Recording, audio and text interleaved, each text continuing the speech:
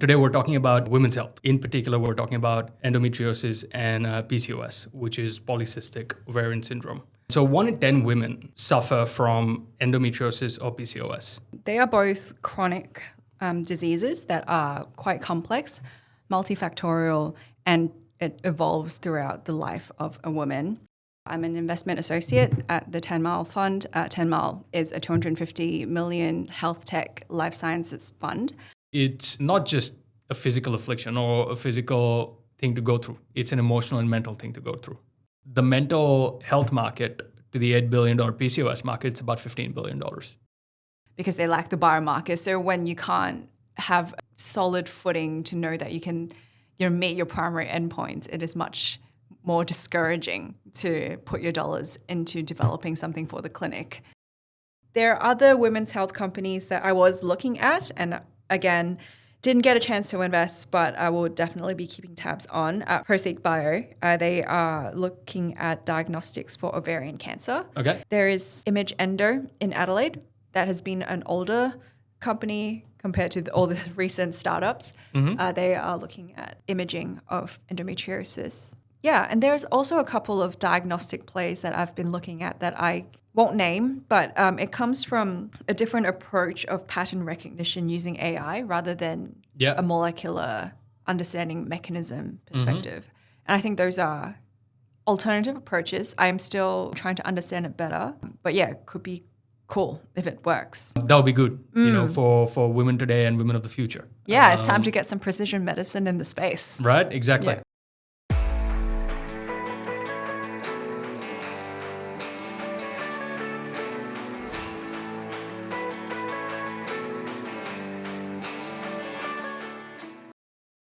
Dr. Joy Mann, welcome.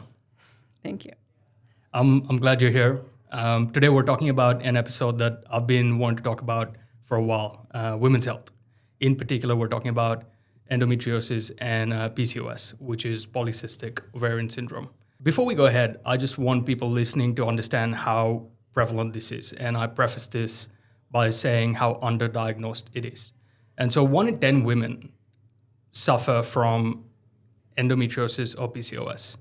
It's far more prevalent in women that also suffer from infertility. And that's women that are basically 1 in 2 women. And so it's a huge, huge problem.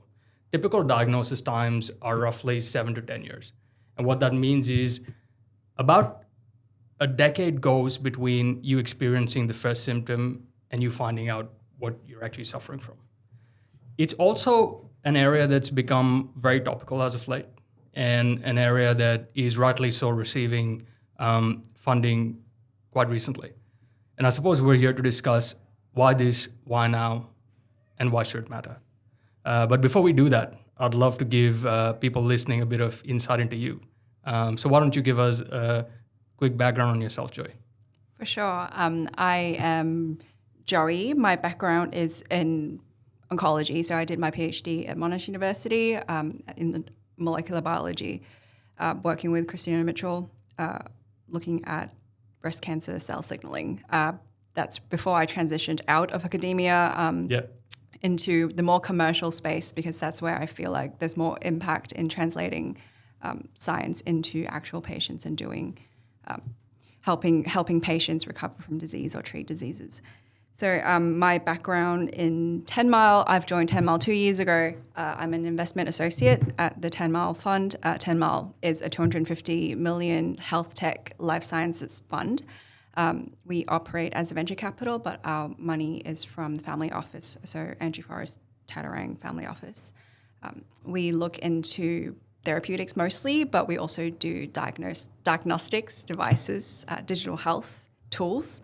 And women's health is just the latest addition to an investment thesis pillar that we've added on late last year.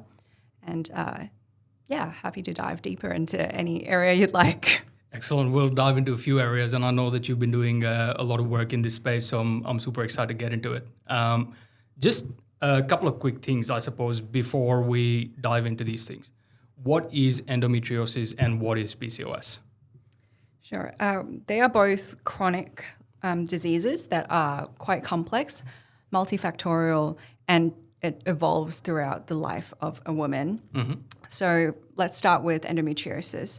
It is when stem cells or retrograde menstruation goes into areas of the uterus area and outside that shouldn't be there, and it implants as lesions outside of, like, in ectopic areas or in utopic areas.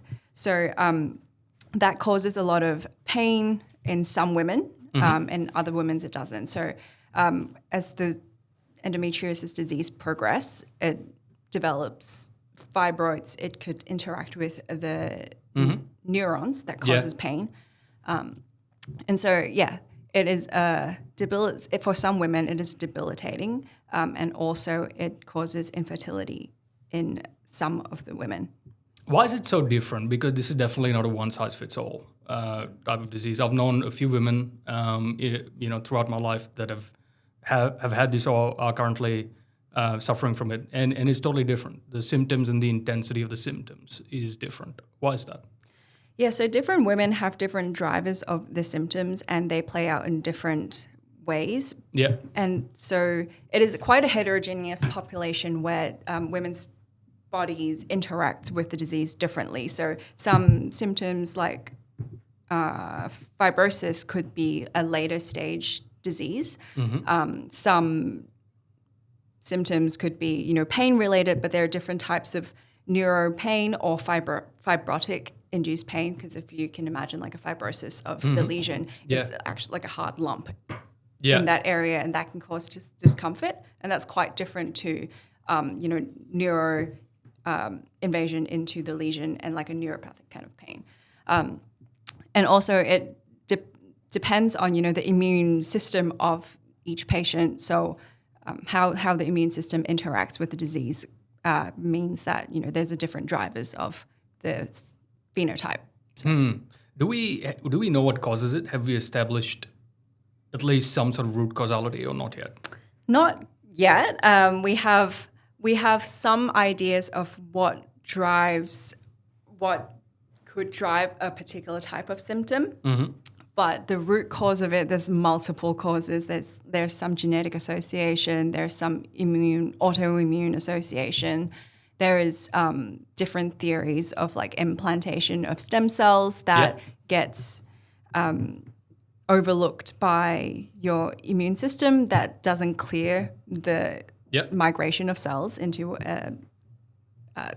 ectopic areas, and that causes, the growth of lesions. There's estrogen hormone-related imbalances that causes, growth and proliferation of lesions.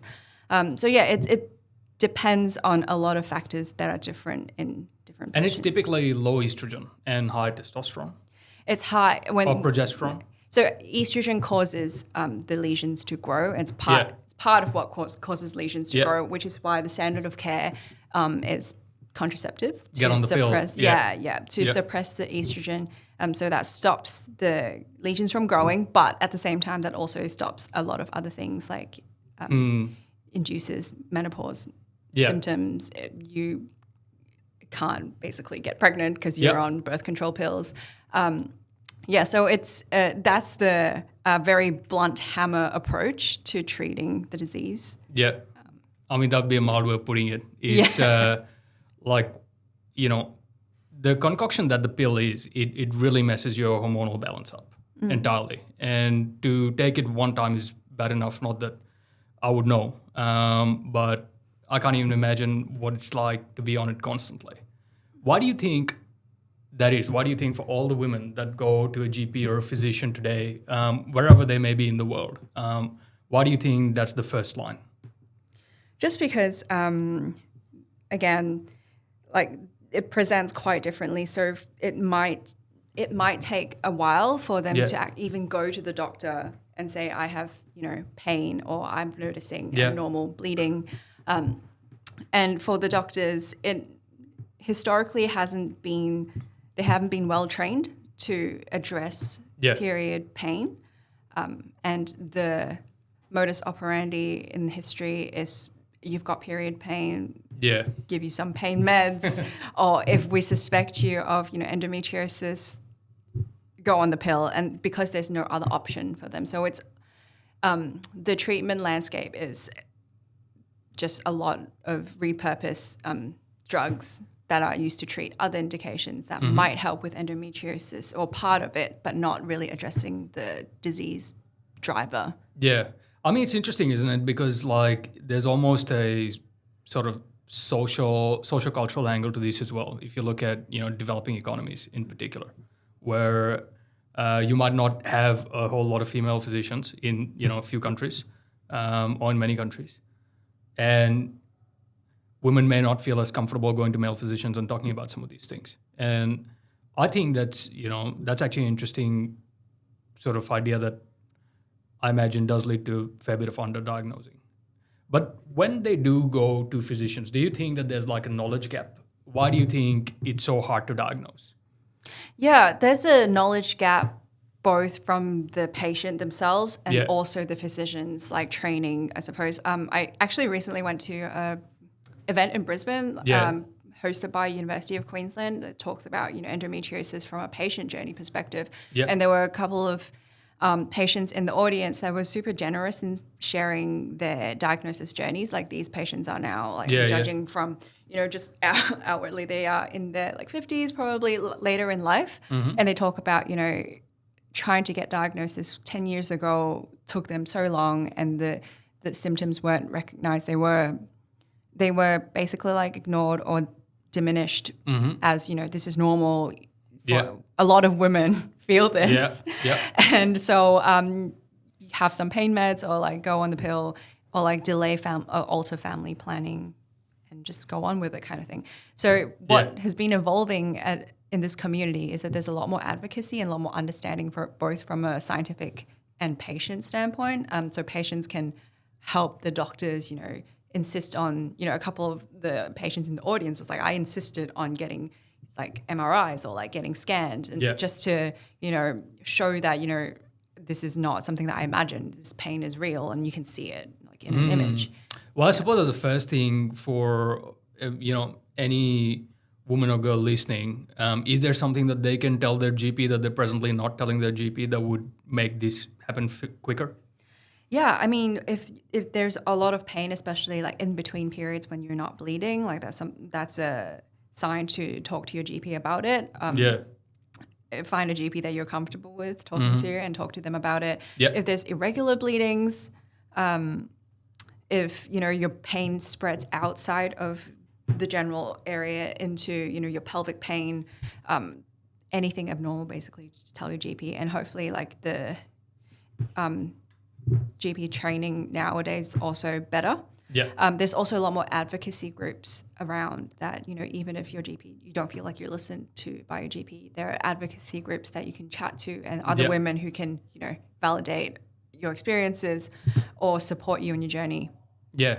I also want to talk about the fact that there's a lot of money going in this space. I mean, we're both from the investment world, and you more so than I sit at the intersection of science and capital. Why do you think this one has stayed invisible for so long? And number two, why is it so hot at the moment? Well, partly of why it stayed invisible for a while, like you mentioned before, it's a taboo topic. It is the space is dominated by males, and the saying is that if this was a male fertility issue, it would have been solved 10 years ago. Probably way before. Way before, yeah. So that taboo and gender bias definitely plays into it, and that kind of drives the research funding. And with the lack of research funding, there's lack of understanding of the disease, and lack of understanding means lack of treatment or innovation in the therapeutic space. Lack of pharma dollars in at the other end also doesn't help, Yeah. So it's the full pipeline issue, basically. Yes. But despite that, there's still great research that's been done over the last 10 years. Australia has a lot of good researchers in this leading space. In this space? Are we leading? I would say so. I think UK is also quite good in terms of their research. But, Australia has two very big biobanks that are unique to the world, I assume, like in terms of patient size and samples collected. So we are very well positioned in this field to develop the next generation of precision therapeutics for endometriosis. And I think that's something that Australia should capitalize on. And as a community should foster the next generation of either diagnostics or therapeutics or both, and probably. And infrastructure play is super important here. Part of why, this is being a difficult area is that, compared to oncology, which is my background, there's a lot more infrastructure in oncology to support different types of approach to therapeutics, whereas like endometriosis just lacks that infrastructure. Which is crazy. I mean, if you think about it, obviously cancer's, it's the biggest market in healthcare as a blanket. But I would say this is not too far behind in terms of the number of people you're looking at, right? Hundreds of millions of billions of people potentially. What's half the world's population is, and then, a tenth of that. And that's with the current rate of diagnosis. In fact, in Australia, so I was looking at this, I've got some figures for Australia as well. So global average is about 10% of reproductive age women have been diagnosed. Australia is about 1 in 7, so 14%. It's higher. It's also about the global delay is 7 to 10 years, and it takes about, on an average, 7 to 10 doctor visits. In Australia, the diagnosis delay is about 6.5 to 8 years, so marginally lower than the global average, and the diagnosis is marginally higher than the global average. So that means, at least compared to the rest of the world, we're probably doing something marginally better. We have great patient advocacy groups that helps with the diagnosis journey, right? And a better healthcare system than a lot of places, I suppose. That you don't have to pay like incredible dollars just to try to get a diagnosis. Like you would consider the US, for example, which is probably one of the biggest healthcare markets globally, and it's so inefficient and not skewed in the favor of the end consumer. I also want to talk about the dollar spent. So the individual cost estimate, right, in the productivity that is lost as a result of this is roughly about 25 to 30,000 Australian dollars per year. Now you can assume that a median salary is somewhere, say, around that $70,000 range or 80,000. I might be wrong, but that's almost half your like if you're an organization, why should you care about this? That is half the productivity lost. I want to flip this a bit and talk about, I suppose, what is it like in terms of a lived experience? You've looked into this space. Are you seeing some patterns in terms of lived experience? What are some of the findings that interest you? Well, I think the lived experience is the actual symptoms might differ for patients, but the confusion remains the same.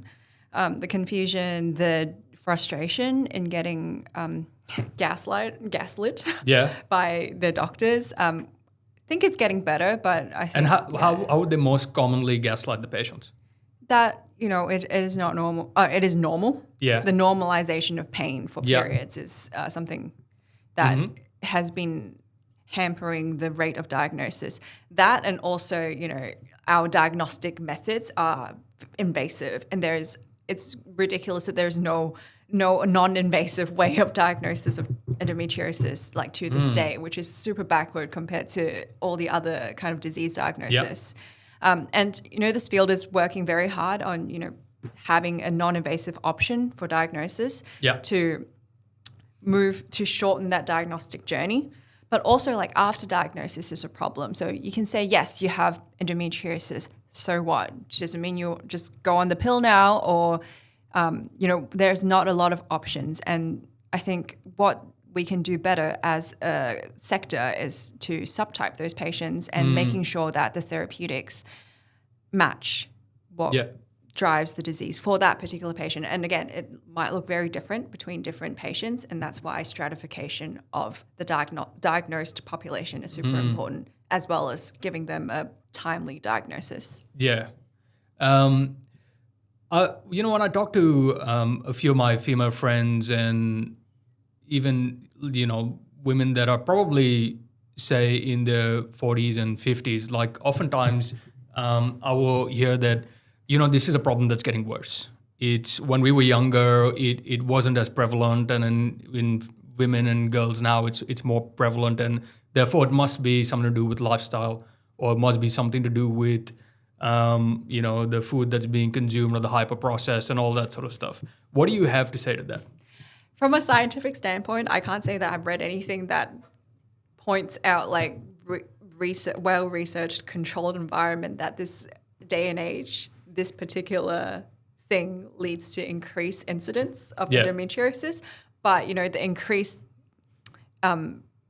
rates of diagnosis would probably just be the improving nature of the taboo, conversation of like having the uncomfortable conversations with the doctors, and people coming forward more willingly about their journey, and people, insisting that, to press on even though their doctor advises them not to, or say there's nothing after being gaslit.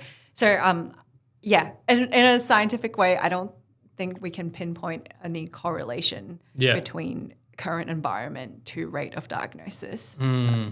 So it's more that it just was going fully undiagnosed earlier. It's almost like mental health in men. Kind of. I mean, sort of akin to that, where people are like, "Oh, it's getting a whole lot worse now," and I'm like, "Well, did you really talk to your grandpa about how he felt?" Yeah. Yeah. So I mean, it's right there, right? So I want to talk about PCOS, which is perhaps not as severe, but at least to my understanding, a lot more common. Yes, 1 in 8 for that one, I think. Yes, it is about 13% of women, so about exactly that much.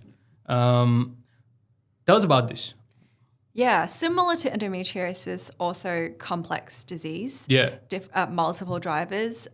And the first, again, also similar to endometriosis, not great in terms of therapeutic options. Yeah. So both disease don't have a disease-modifying therapeutic that precisely modulates the driver of the symptoms. And they kind of treat both diseases like a piecemeal of like, oh, this symptom, so we'll just give you a off-label drug to address this, and address them separately instead of as one whole disease. And so for PCOS, couple of layers to it. Again, I am not a PCOS expert, so I will probably miss out chunks of scientific detail, but insulin resistance, one of them that, gets the frontline therapy is just modifying your lifestyle so you can modulate your insulin resistance piece. And then there's the hormone, the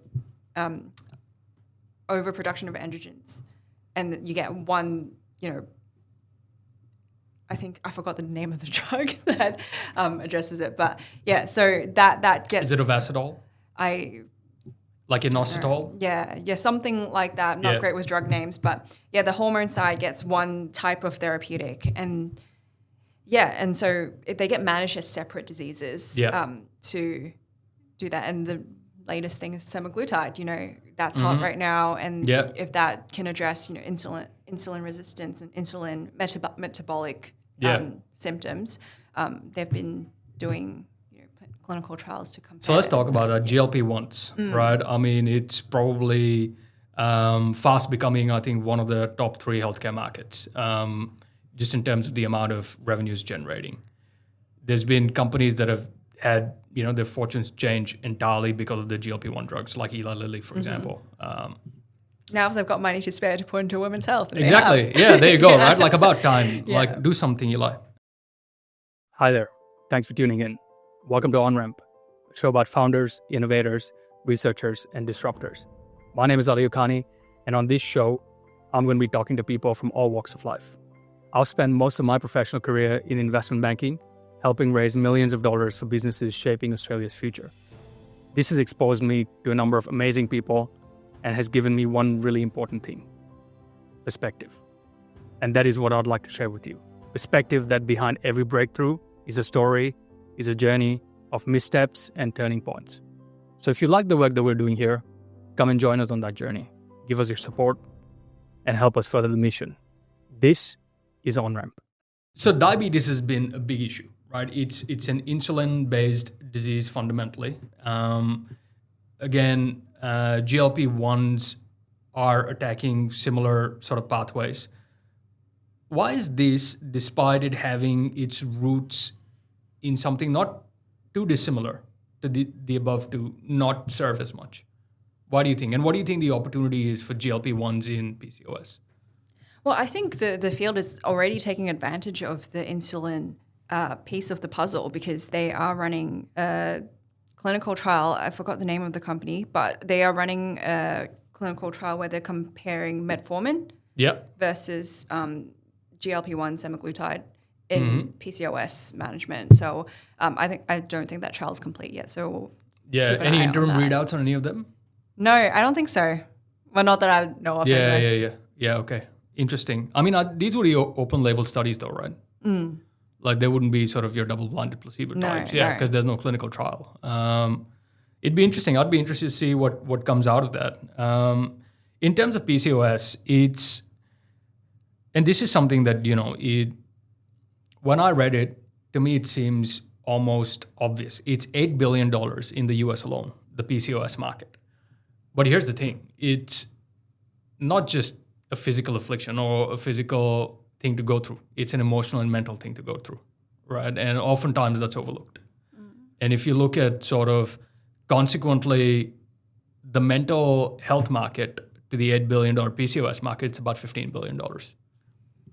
And so it almost like I look at this and I think, even if you're big pharma and your sole job is to make money, why are you not entering this space? And I mean, they're entering it now, but why now?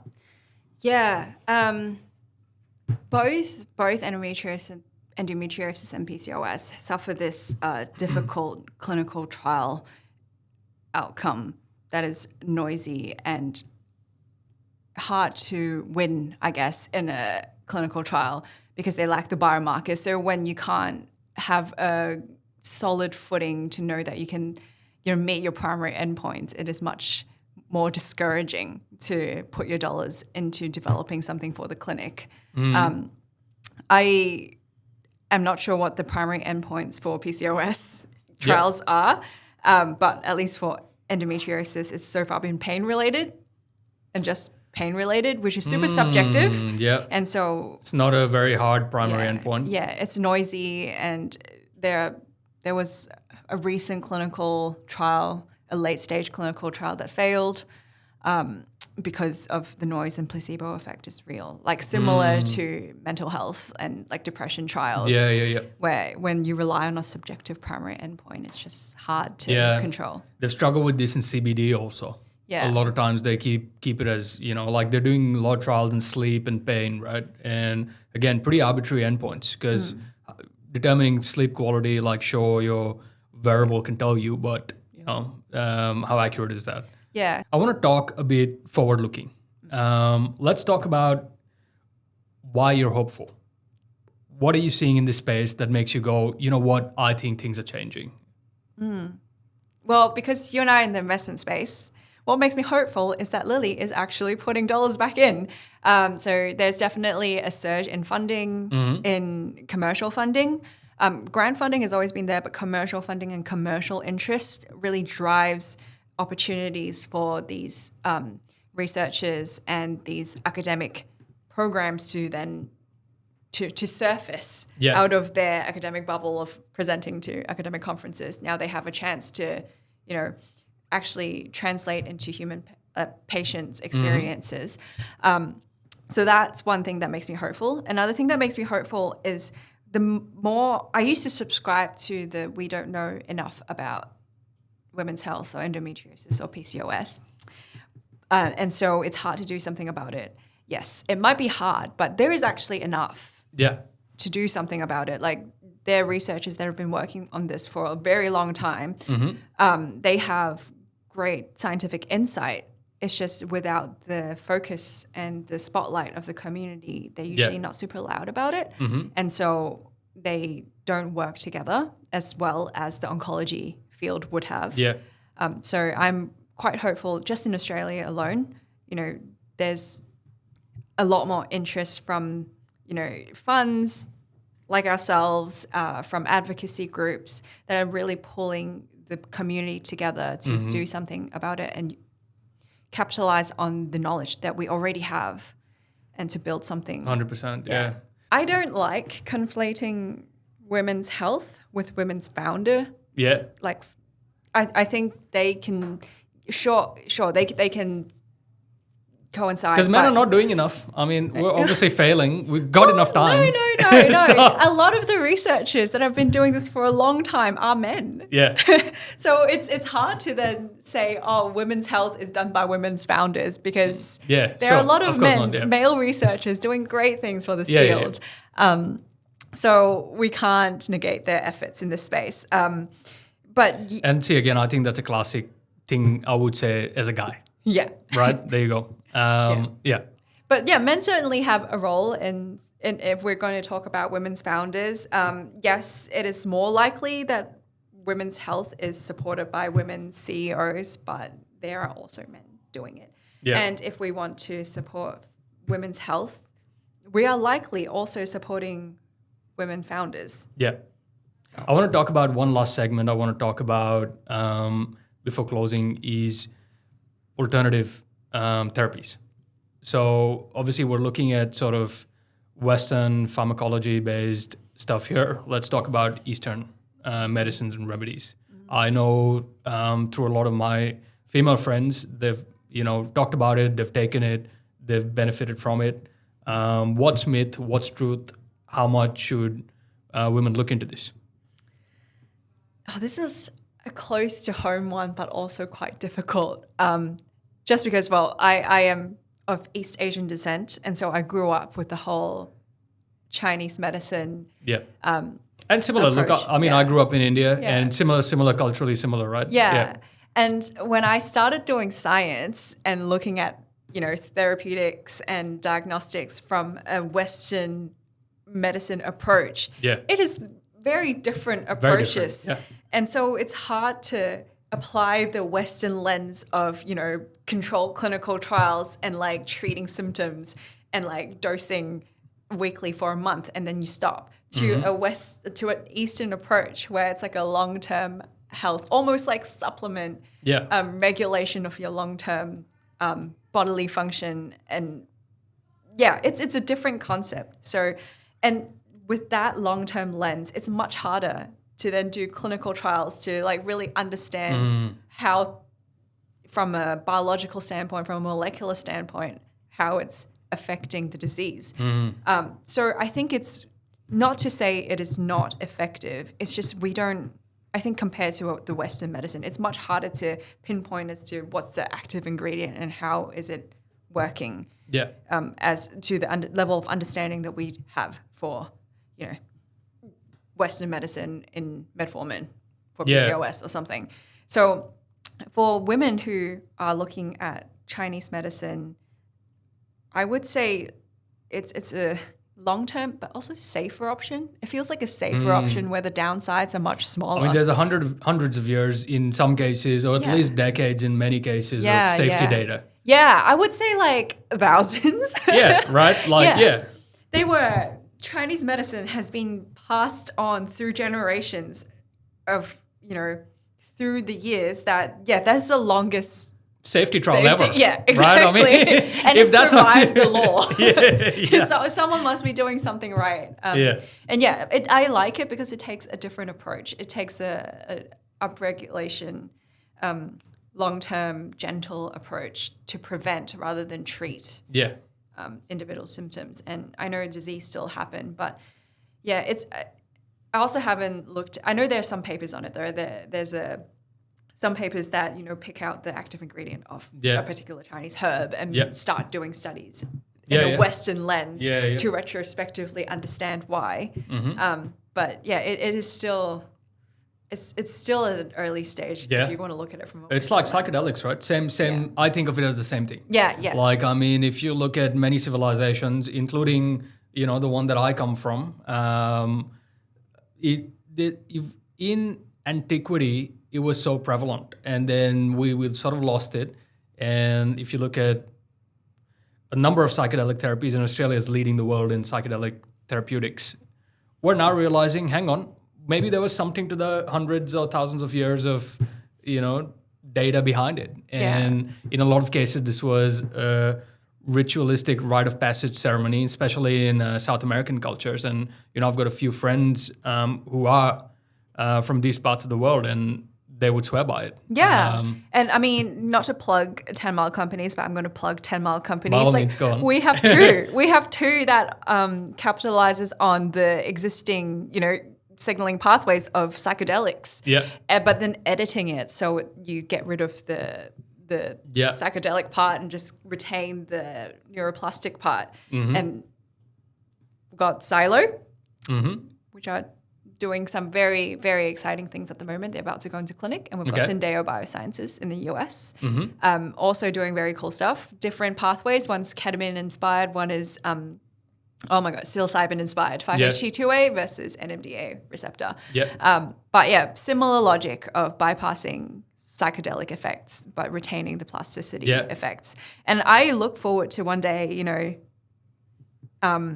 seeing more companies that are capitalizing on that, on their Chinese medicine or Asian medicine. 100%.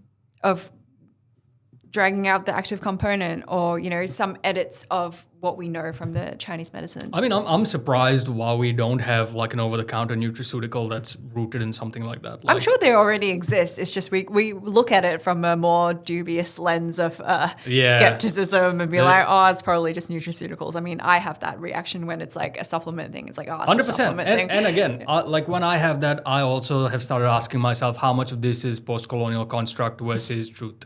Yeah. Right. Placebo effect. We don't know because there's no trial. Right. Exactly. So interesting. Are there any companies specifically that you're looking into right now that you could talk about that are in this space? Women's health. Sorry. Oh yeah, sure. I did look into a couple. Yeah. I can talk about one that I really wanted to invest in but didn't get a chance to because at that stage our investment thesis wasn't up and running yet. This is a US-based company. They're called Metri Bio. Okay. They spun out of Yale. The founders are very, very intelligent and amazing human beings that I would love to work with. They're doing some cool things, culturing endometriosis assembloids, as they call it, to identify potential drug targets in a more physiologically relevant environment outside of the human body. They're doing great work. They just got funded. I think they just got seed funding of $5 million US. Okay. So that's one that I would keep an eye out for. We are building one with our friends at Tenmile Ventures. Okay. Shout out to Rebecca. Oh, she calls it Beck Konarakis from Tenmile Ventures. She's building something exciting as well, and we're looking forward to working with her there. And that's more of a platform play, a spin-out platform play. So keep an eye out for that space. There are other women's health companies that I was looking at, and again, didn't get a chance to invest, but I will definitely be keeping tabs on. Proceed Bio, they are looking at diagnostics for ovarian cancer. Okay. Very interesting way of early diagnosis for ovarian cancer. So they recently just got funded as well by Edale Capital and Scale Ventures. Okay. Scale Investors. Those are a couple that I was looking at. There is Image Endo in Adelaide that has been an older company compared to all the recent startups. They are looking at imaging of endometriosis. Okay. Yeah, and there's also a couple of diagnostic plays that I've been looking at that I won't name, but it comes from a different approach of pattern recognition using AI rather than a molecular understanding mechanism perspective. And I think those are alternative approaches. I'm still trying to understand it better. It could be cool if it works. Yep, 100%. I mean, I think, it's sort of almost obvious that AI would impact this area alongside all the other areas in, medicine and outside medicine it is impacting. Yeah. But certainly, it'd be great to see some sort of, incumbent come into the market, at least when the first line of treatment is not the pill. That would be good, for women today and women of the future. Yeah, it's time to get some precision medicine in the space. Right? Exactly. Yeah. Exactly. Anything that we haven't spoken about today that you'd like to talk about? No, I think we covered a lot of things. Amazing. Yeah. So this show's called On Ramp, and the reason it's called On Ramp is because it's an on-ramp to a knowledge highway for me.